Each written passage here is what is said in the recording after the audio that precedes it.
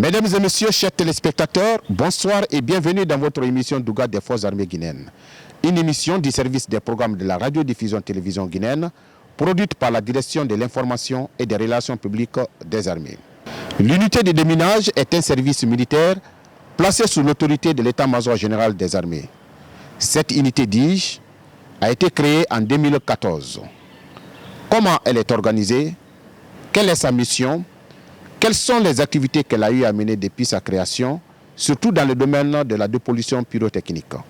Chers téléspectateurs, pour plus de détails, je vous invite à suivre le commentaire du sergent-chef Alassane Gabi. Au sein des forces armées guinéennes, il existe une unité de déminage. Elle est mise en place en décembre 2014 pour répondre à un impératif: la riposte en cas de découverte de munitions, la lutte antiterroriste et la mise en sécurité lors d'événements socio-culturels et de visites officielles de haute personnalité. Cette unité est placée sous l'autorité directe de l'état-major général des armées pour des besoins d'efficacité et de réactivité face à toutes ces menaces. Elle a également pour mission la gestion des munitions, leur élimination et leur destruction. À sa création, l'unité de déminage était composée de 15 éléments. Aujourd'hui, elle compte 57 agents issus de tous les corps de l'armée nationale. La section de déminage des armées est une unité qui est rattachée à l'état-major général des armées au sein de la division armement et munitions, mais qui est à l'emploi de monsieur le chef d'état-major général des armées. En termes de mission, comme toute autre unité militaire, nous participons à la défense opérationnelle du territoire et à la préparation opérationnelle des forces. On a une particularité qui est typique à notre niveau, c'est que nous occupons une place importante au sein du dispositif de sécurité intérieure. L'unité elle est assez particulière parce que au sein vous retrouvez les 3 corps d'armée qui sont représentés et la gendarmerie nationale. Pour la particularité de la gendarmerie nationale, vous allez retrouver des officiers de police judiciaire et des spécialistes en intervention professionnelle.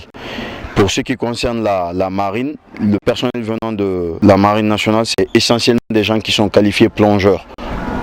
Parce qu'il peut nous arriver sous certains angles de devoir intervenir en milieu aquatique et subaquatique pour effectuer le même type d'opération.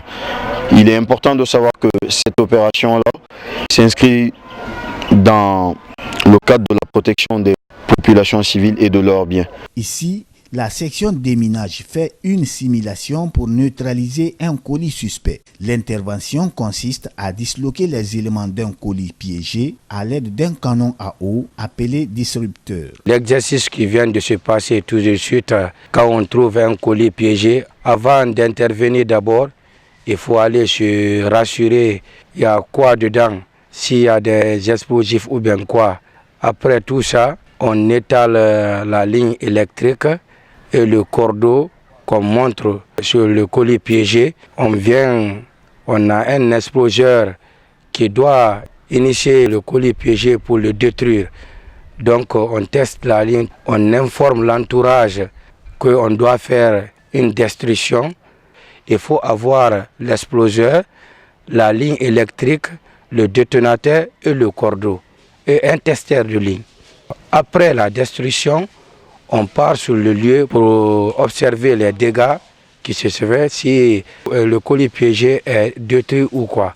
Après, on vient rendre compte au chef. L'unité de déminage des forces armées guinéennes est entrée en action en février 2014 avec la réalisation du premier grand chantier de dépollution pyrotechnique, suite à l'explosion produite dans la première région militaire de Kindia en 2013, causant la mort de 2 soldats. Avec un appui technique et financier de la coopération française et de l'Union européenne, 300 tonnes de munitions sont extraites et traitées. L'action de dépollution pyrotechnique est une grande opération. Elle a pour objectif de moderniser la gestion du stock dans un premier temps. Deuxième temps, de se conformer à la convention de la CEDEAO qui exige à tous les États signataires de détruire toutes les munitions qui se trouvent dans leurs magasins et qui sont enfouies en des endroits très dangereux. Et troisièmement, elle permet de sauver des vies et construire l'avenir, en sauvegardant non seulement l'environnement et en protégeant le personnel militaire et civil. Avec cette grande réforme, le commandant en chef envisage de construire les camps. Mais si ça trouve que les obus sont enfouis, on ne pourra pas le faire. Et en le faisant, ça va provoquer des dégâts, tuant les personnels. Et avec des projections lointaines, ça peut toucher aussi la population civile. Donc c'est pour vous dire que cette opération de dépollution est d'une importance capitale pour l'armée guinéenne. Je dirais que la création de cette unité est vraiment encourageante. Parce qu'avant, ça n'existait pas. Et on avait des dégâts, mais comment les remédier? On a connu plusieurs dégâts à Kindia comme à Kankan, mais on n'avait pas un personnel compétent pour non seulement détecter ces munitions enfouies et périmées qui représentent un danger pour la population et pour le personnel militaire, mais comment les détruire? Quand il y a eu les premiers incidents, on a fait appel aux autorités militaires et à Monsieur le Président. Et à travers la coopération française, on a envoyé une équipe technique pour former les gens sur les lieux. Vu l'importance qu'ils déploient sur le terrain, on a augmenté à 30 et on compte augmenter jusqu'à la concurrence d'une compagnie. Ça dépendra de la volonté de l'autorité. Elle fait un bon boulot. Parce que partout, on décèle, ou bien partout, on donne des informations concernant la présence de ces obus, ils se déplacent à travers leur chef de section qui ne ménage aucun effort, qui aime son travail et il bondit tout de suite pour aller reconnaître le lieu. Donc la création de cette section nous apporte beaucoup. Au cours du mandat des experts français, un certain nombre de matériels explosifs ont été identifiés sur le site de Kindia, ce qui donne lieu à l'ouverture d'un autre chantier en 2016. Il a permis la destruction de 285 tonnes de munitions obsolètes. Une troisième opération de dépollution a complètement résorbé la problématique pyrotechnique à Kindia. Cette opération de dépollution s'inscrit dans une suite logique déjà de protection de nos populations civiles. Vous n'êtes pas sans savoir qu'on a été confronté à certains problèmes, certains accidents. Et l'État guinéen, à travers le ministère de la Défense nationale et l'État-major général des armées, a pris certaines dispositions pour résorber tous les risques d'explosion de masse sur le territoire guinéen afin de protéger les populations civiles et procéder à la sauvegarde de leurs biens. Donc cette opération sous financement de la coopération allemande s'inscrit dans la continuité des opérations de dépollution que nous avons déjà eues en 2014 et en 2016 et avec d'abord l'Union européenne et la France, et pour cette année avec un financement de la coopération allemande avec l'appui technique de Mine Advisory Group. Nous sommes le lundi 15 octobre 2018. Un avion du ministère de l'Intérieur français foule le sol de l'aéroport international de Conakry-Bessia. À son bord, un lot de matériel technique et des explosifs estimés à 7 tonnes, ainsi que du matériel nécessaire au soutien médical. Le chantier de dépollution pyrotechnique démarrera le 22 octobre de cette année à Cancan. Cette opération durera 40 jours. Elle est conduite à la demande des autorités guinéennes par la sécurité civile française avec l'appui des forces armées guinéennes et des services guinéens de protection civile. Elle est dotée d'une enveloppe financière de presque 15 milliards de francs guinéens, autour de 564 714 euros, cofinancés par l'Union européenne et la France. Cette opération doit également bénéficier d'un appui majeur de la partie guinéenne pendant toute sa durée, avec la mise à disposition des engins nécessaires, le soutien en carburant et en matériel divers, la mobilisation des démineurs et du personnel de soutien guinéen, comme pompiers, génie service. Je me réjouis de cette contribution décisive qui traduit l'intérêt des autorités guinéennes pour cette action et sa volonté de s'engager résolument dans la réduction et la prévention des risques qui pèsent sur les populations de ce pays.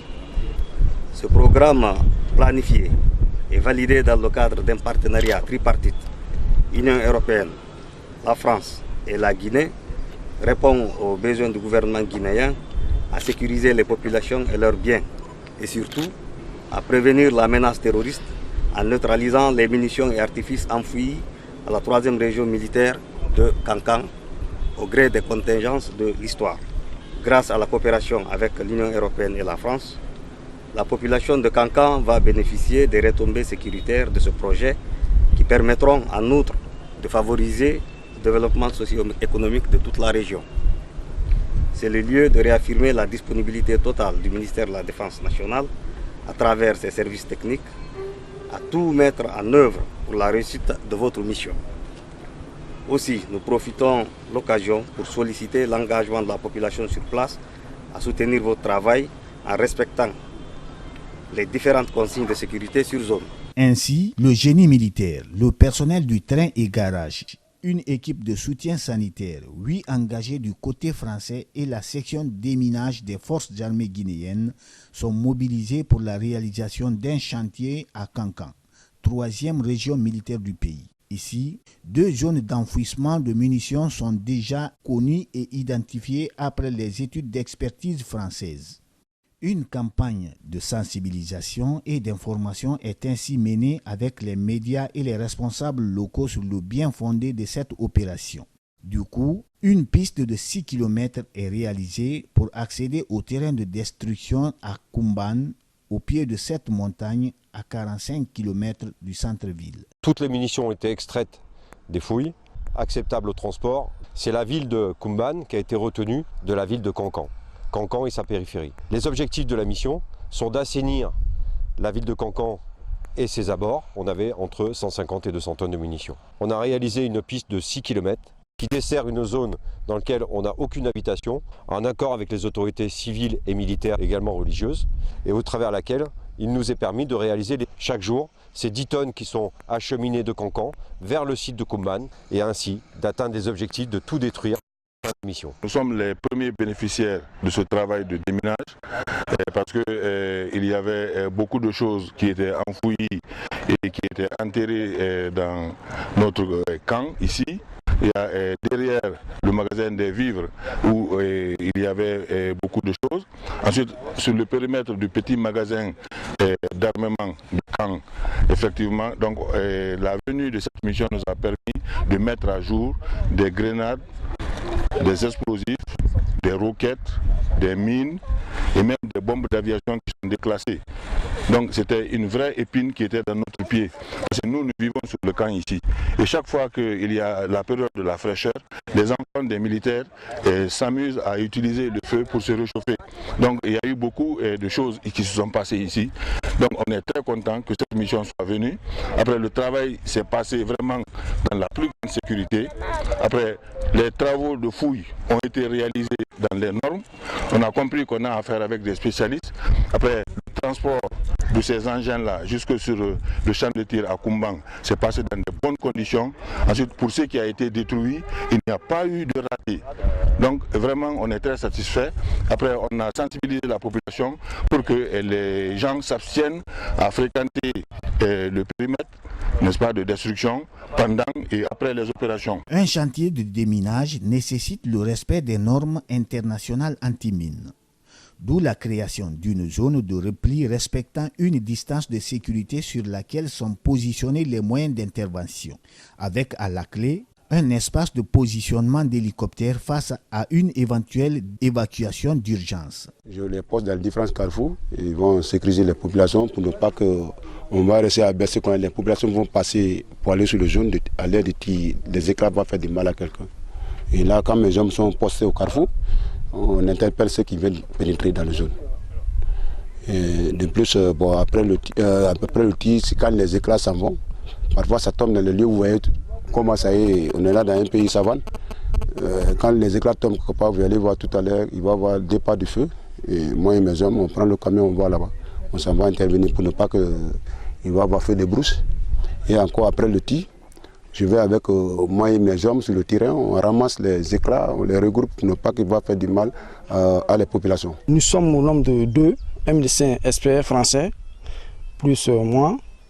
Nous avons des matériels, des équipements dans l'ambulance qui pouvaient nous permettre de sécuriser les personnes blessées.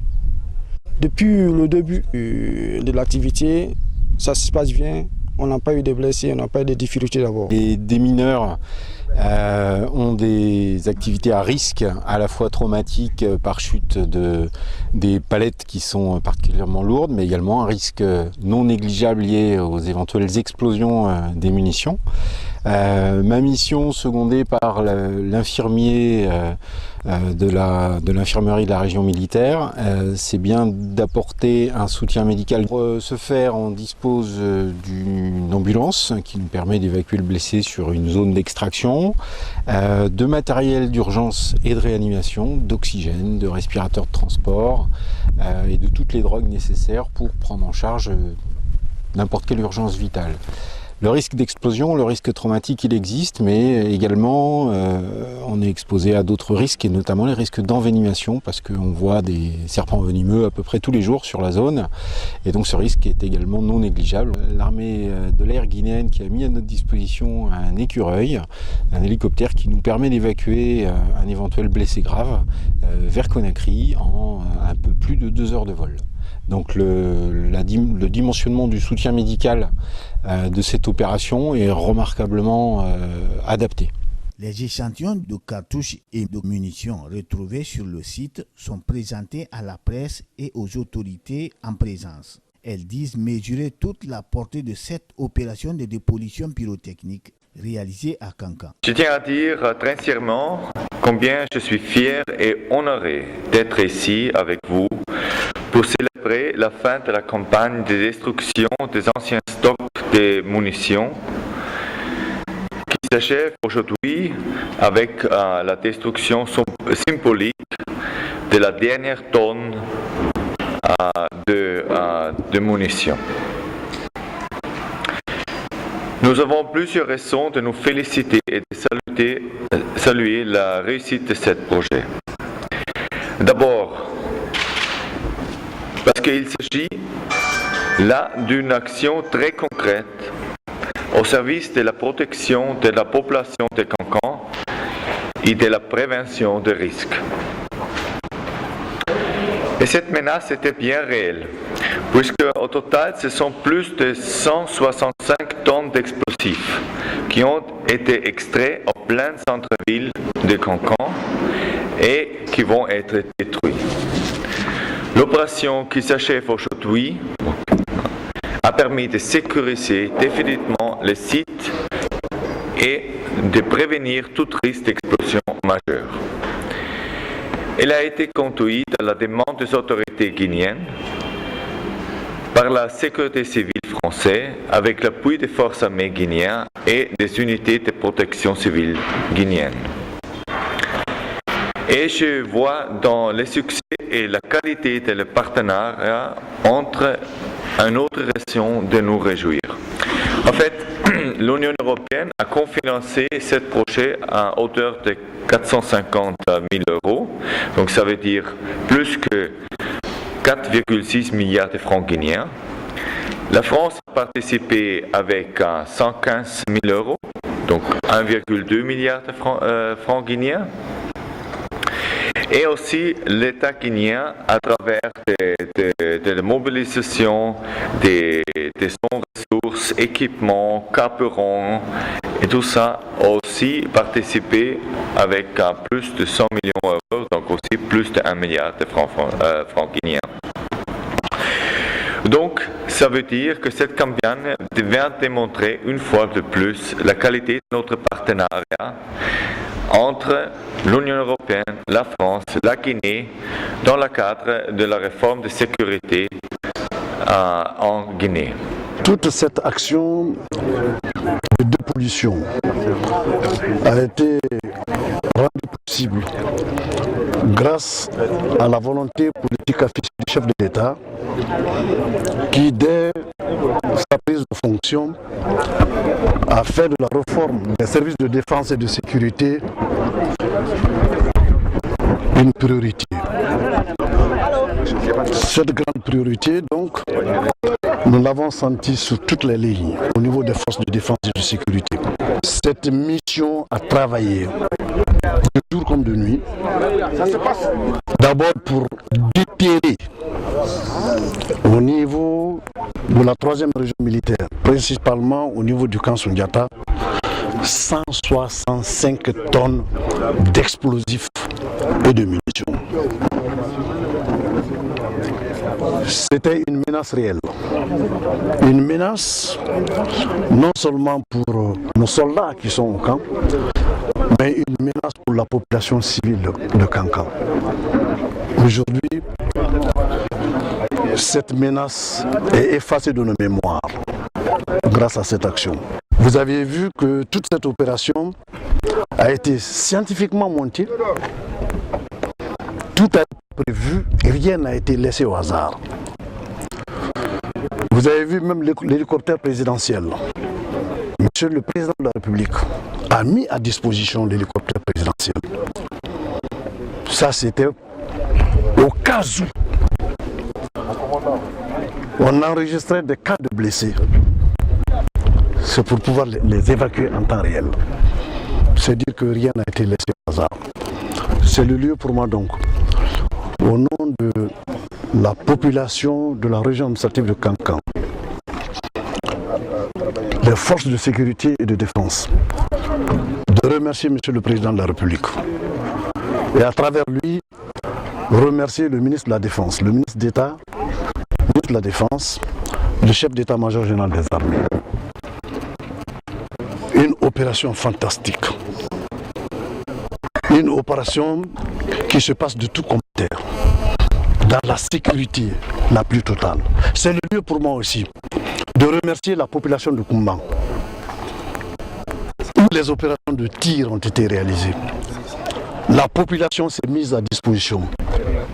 Toutes les mesures de sécurité ont été observées. Ce qui fait qu'il n'y a pas eu de blessés, il n'y a pas eu d'anomalie.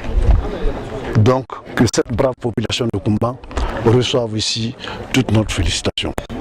Merci donc à nos partenaires, merci à l'armée guinéenne, merci à notre section de déminage au niveau de nos forces armées.